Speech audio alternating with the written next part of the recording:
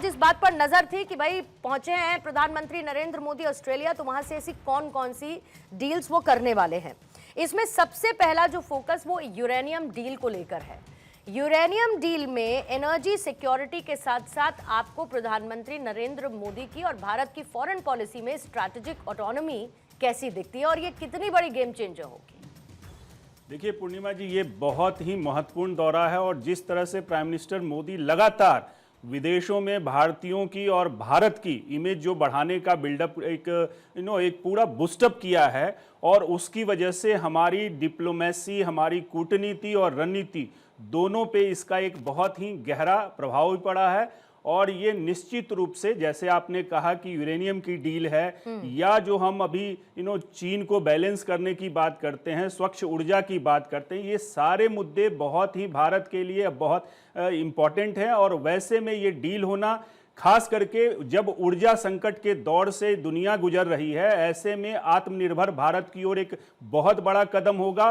और ऐसे डील से हमारी जो आत्मनिर्भर भारत की एक कोशिश है उसको बहुत बड़ी एक पुश मिलेगा। और मुझे लगता है ये गेम चेंजर होने के साथ साथ जो हमारी विदेश नीति है उसमें एक बहुत बड़ा एक एम्पावरमेंट का भी काम करेगा। और निश्चित रूप से ये भारत के लिए एक बड़ी मजबूत पहल और एक्ट ईस्ट पॉलिसी की जो नीति हमने फॉलो की है उसका ही परिणाम मुझे दिखता है कि इतना बढ़िया हमें ये डील मिलने जा रहा है। ठीक है, एजेपी जैनी साहब, भारत ऑस्ट्रेलिया में अगर हम रक्षा सहयोग की बात करें, ऑस्ट्रेलिया दौरे पर प्रधानमंत्री नरेंद्र मोदी रहे और जो रक्षा सहयोग देखने को मिला, आप इसे किस तरीके से आगे देखते हैं? मतलब हम जॉइंट एक्सरसाइजेज में हम एनहांसमेंट करेंगे, उस तौर पर इसको देखा जाए, या फिर इंटेलिजेंस शेयरिंग के लिहाज से, या डिफेंस टेक्नोलॉजी? अगर मैं इन तीनों का क्रक्स भी समझूं तो रक्षा क्षेत्र में साझेदारी को ऑस्ट्रेलिया के साथ आप कैसे देखते हैं? थैंक यू पूर्णिमा, अपने शो पे इनवाइट करने के लिए बहुत बहुत धन्यवाद। Always a pleasure being on your debate. आपके मेरे को पैनलिस्ट को और आपके दर्शकों को भी मेरा जय हिंद। देखिए पूर्णिमा, मैं तो एक डिफेंस एनालिस्ट हूँ, मैं कोई पॉलिटिकल नेता नहीं, तो इसलिए पॉलिटिकल कमेंटरी तो मैं कोई करूंगा नहीं कि कौन से विपक्ष वाले क्या बोलते हैं, प्राइम मिनिस्टर की विजिट के ऊपर में क्या टिप्पणी होती है, इससे मेरे को कोई मतलब नहीं है। इतना मैं जरूर कहूंगा कि जब एक देश का prime minister, top executive officer जब कि किसी देश में जाता है और वहां पे उस किस्म से रिसेप्शन होता है जिस किस्म से हमारे प्राइम मिनिस्टर का हुआ है और होता रहा है हर देश में, हमारे देश की महिमा, हमारे देश की गरिमा, हमारे देश की इज्जत और रेपुटेशन बढ़ती है।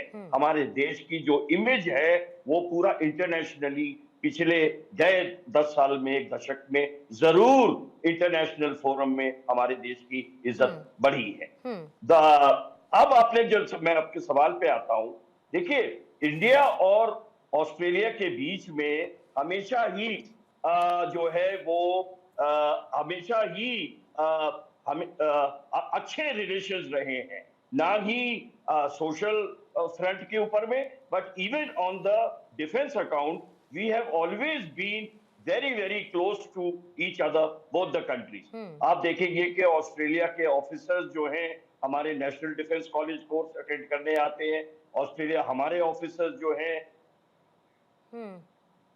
ठीक है, जैनी साहब मैं रिकनेक्ट करती हूँ आपके पास। संजीव श्रीवास्तव साहब, प्रधानमंत्री नरेंद्र मोदी की इस यात्रा का अगर सबसे बड़ा कोई एक डिप्लोमेटिक संदेश जो आप समझ पा रहे हो, मैं चाहूंगी कि उसको आप साझा करें, क्योंकि बिटवीन द लाइंस चीन को बैलेंस करने से लेके ऊर्जा सुरक्षा भी एक इसका मोटिव देखने को मिलता है, और दूसरा वैश्विक साझेदारी जो प्रधानमंत्री की हर एक विजिट में दिखी है, जैसे कि ऑस्ट्रेलिया में भी साथ साथ नजर आई।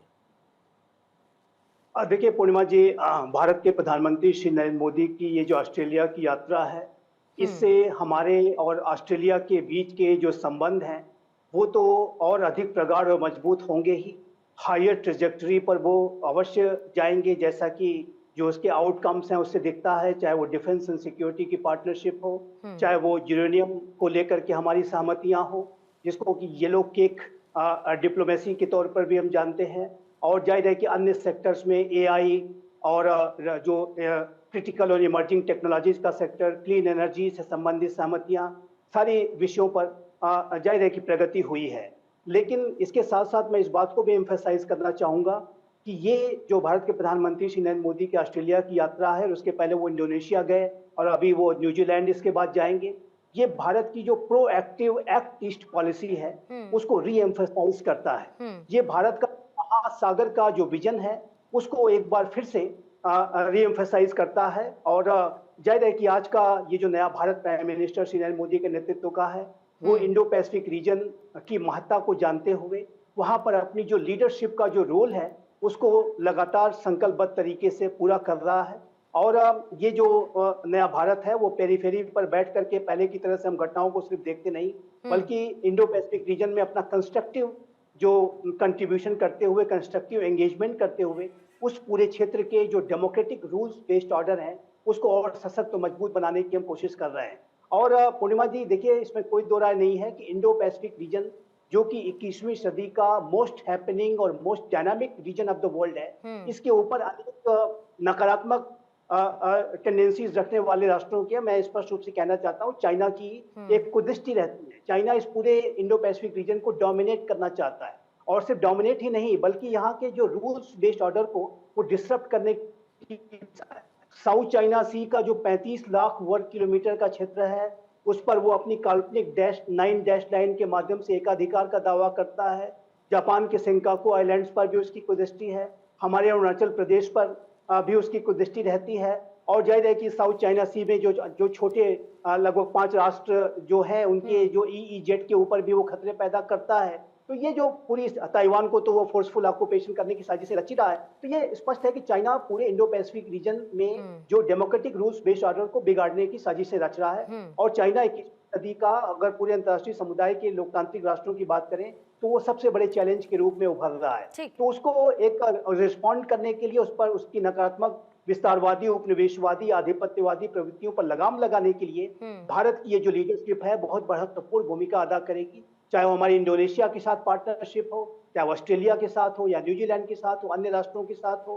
क्वाड की जो लीडरशिप समिट है वो भारत में होनी प्रस्तावित जो कभी भी हो सकती है। तो आज का जो भारत है वो इंडो पैसिफिक रीजन का जो कि सबसे महत्वपूर्ण लोकतांत्रिक राष्ट्र है वो अपनी लीडरशिप की भी भूमिका को निभा रहा है। मैं इस विजिट की महत्ता इस संदर्भ में भी देखता हूँ। ठीक है सर। मंजू सेठ जी, प्रधानमंत्री नरेंद्र मोदी का कितना भव्य स्वागत हुआ ये हम सब ने देखा, और ये अमूमन हम हर एक विजिट में प्रधानमंत्री की देखते हैं कि उनका ऑरा इस तरीके का रहता है, और जो खासतौर से जो इंडियन डायस्पोरा या कोई भी दूसरा राष्ट्राध्यक्ष उस देश का रहा हो वो प्रधानमंत्री का किस तरीके से स्वागत करता है। तो इतना तो हम समझते हैं कि हर एक देश के साथ स्ट्रैटेजिक पार्टनरशिप एक नए दौर में भारत की प्रवेश कर रही है।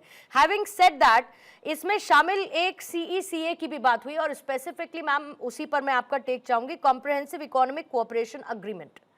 अगर ये जल्दी पूरा होता है, और जैसे हम संकट पश्चिम एशिया और अभी युद्ध के हालात अलग अलग देशों के बीच में देख रहे हैं, आपको लगता है कि व्यापार और निवेश किसी भी देश के ग्रोथ इंजन के तौर पर देखा जाना चाहिए, तो CECA उसमें कितना मददगार साबित होता है अगर ये टाइमिंग के हिसाब से पूरा होता है, जल्दी पूरा होता है? तो मंजू मैम। सीका जो है CECA बहुत एक इम्पोर्टेंट बायलैटरल एग्रीमेंट होता है, काफी कंट्रीज के साथ है हमारा इंडिया का उनके साथ एग्रीमेंट। तो ये इस अगर एक ही एग्रीमेंट हो जाता है और एक ब्रॉड फ्रेमवर्क हो जाता है फॉर इन्वेस्टमेंट और ट्रेड दोनों के लिए, तो ये बहुत एक पुश देता है, बढ़ावा देता है ऑनगोइंग ट्रेड टाइज को, इन्वेस्टमेंट को। और ये हम देख रहे हैं ऑलरेडी हम लोग ऑस्ट्रेलिया के साथ हमारा इतना तेजी से आगे बढ़ गया है, और 2030 तक टारगेट है कि $100 बिलियन हो जाए। तो ये ऑलरेडी काफी आगे हो चुका है, काफी स्ट्रांग हो चुका है। और हमारे इंडियन डायस्पोरा वहाँ होने की वजह से एक एलिमेंट है दोनों के टाइज को और मजबूती देने को। और कोई भी अगर हम आजकल के ये जो जियो स्ट्रेटेजिक और जियो पोलिटिकल हम देख रहे हैं तनाव और जो उथल पुथल मची हुई है पूरे वर्ल्ड में, इसमें भी हम देख रहे हैं ये ट्रेड और इकोनॉमी कैसे डिस्ट्रप्ट हुई हर एक कंट्री के, trade, economy, investment flows, trade flows. So इसमें ऑस्ट्रेलिया क्योंकि हमारे एक बहुत महत्वपूर्ण पार्टनर रहा है, और क्वाड में भी और एक्ट ईस्ट पॉलिसी के तहत भी, और इंडो पैसिफिक में भी एक बहुत इंपॉर्टेंट पार्टनर है। तो हमारा एक जो मकसद है डाइवर्सिफाई करना हमारा ट्रेड बास्केट, इन्वेस्टमेंट रिसोर्सेज भी डाइवर्सिफाई करना है। तो सीका को लेकर अगर इम्प्लीमेंट किया जाए, इम्प्लीमेंट मुझे पूरी उम्मीद है होगा, क्योंकि वहाँ बहुत इंटरेस्ट है, क्योंकि वहाँ के भी उनके भी जो जहाँ इन्वेस्टमेंट हो रहे थे और सब जगह एक क्वेश्चन मार्क आ गया, तो इसलिए भारत इस वक्त रिलेटिवली स्टेबल है, रिलेटिवली माहौल इन्वेस्टमेंट माहौल और वेलकमिंग है इन्वेस्टमेंट्स के लिए।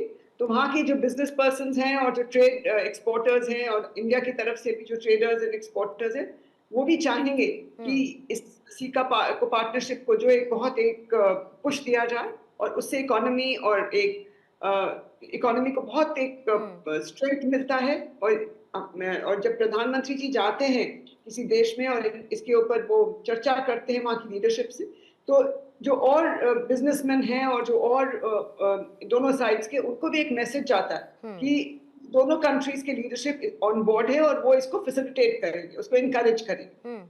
कोई भी बाधा आएगी तो हटाया जाएगा, और कोई होता है। और हम उम्मीद करते हैं कि इस सीका के इम्प्लीमेंटेशन से और जैसे और चीजें और सप्लाई चेन रेजिलियंस हो गया, यूरेनियम सप्लाईज हो गए, हर एक चीज हमारे ग्रोथ एंड डेवलपमेंट के लिए, हमारे देश के डेवलपमेंट के लिए और प्रोग्रेस के लिए, और उनके देश और उनके डेवलपमेंट में भी एक important contributor. Absolutely, absolutely ma'am.